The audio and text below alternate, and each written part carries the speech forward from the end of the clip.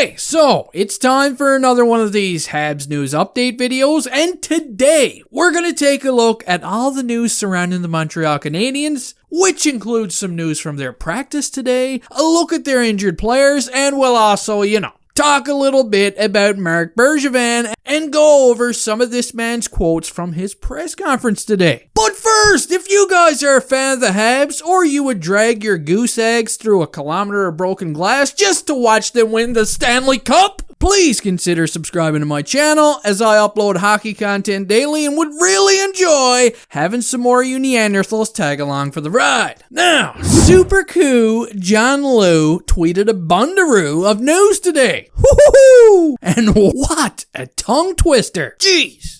Anyway, get it together. So let's start things off by taking a look at the lines that were used from practice today. And boom! Won't you look at that, huh? No changes, which means no news here. That is the exact same lines from last practice. But Jonathan Lou, he noticed some, extracurricular activities going on at today's practice, as the boys were getting a little feisty out there. Lou would go on to say that the Habs one-on-one knit front battle drills were spirited, with Kotkaniemi knocking Gallagher on his ass, Ben Sherratt high stick Lehkonen right on the kisser, and Shea Weber laid the lumber to Phil Deneau. So, let's hope we see some of this goonery inflicted upon the Golden Shower Knights on Monday night. Also at practice today was a familiar man that goes by the name of Jake Evans. That's right. Check it out. The guy was skating around the ice on his own, and he was taking some shots, and apparently the guy feels fine. And we'll get into a little more of this later with Ducharme's comments, but let's just hope,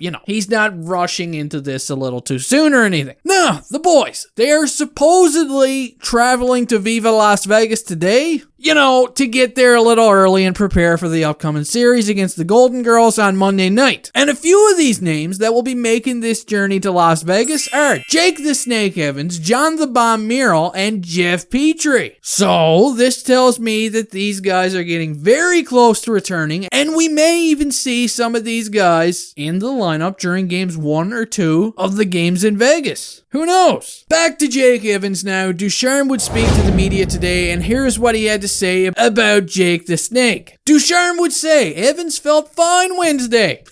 Everything is fine. Wednesday, of course, being the day after his first gym workout. He felt fine after Thursday's gym session, and then he skated solo yesterday and today. He could be ready in 3 to 4 days. Okay, it's like popping popcorn in a new microwave. Every concussion is different, right? He would assure us that the medical staff are following protocol steps very carefully. So, again, seems a little fast to me, especially for a guy that's been concussed more than on one occasion, but what do I know? I'm just a casual guy that likes a lot of ice cream. Oreo flurries, in fact. Now, Marc Bergevin himself would speak to the media today as the guy held a press conference and said, hey, being the underdogs during a series has not hurt us at all so far during the playoffs. They've been the underdog since the postseason began. He would go on to say that the Northern Division was a lot tougher than people gave it credit for. He would say the spotlight was on the team throughout the entire season, and there were definitely no easy nights. Then he would talk about his faith in the team,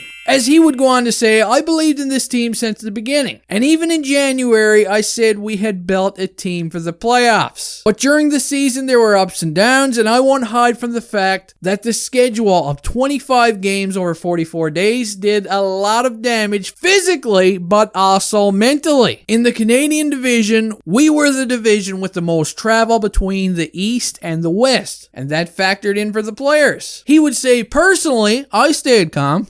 So did I. We were aware of certain veterans who stood up in the room. I think the Corey Perrys and the Eric Stahls, the Jake Allens, the Eddie Monsters, and Shea Weber had things to say that were very important. It also takes some luck, and we won't deny that, but everything seemed to go alright. And with the way we're performing right now, piece of cake. I'm very proud of our team. The guys we brought in, sometimes it does work, sometimes it doesn't work, but we knew we were bringing in guys with lots of character. And like I mentioned to our team in our first meetings in Toronto before the season started, these guys who won Stanley Cups, they were not brought in by accident, but by design. And I think it's paying off right now. Our team, regardless of all the trials we went through, we were able to overcome them. Today and over the last few months, I've sensed a team that's together. Like two cheeks of an ass together. A team that's strengthened and a team that's really enjoying playing with each other. The enthusiasm in the room feels special between our veterans and our youngsters. Oh,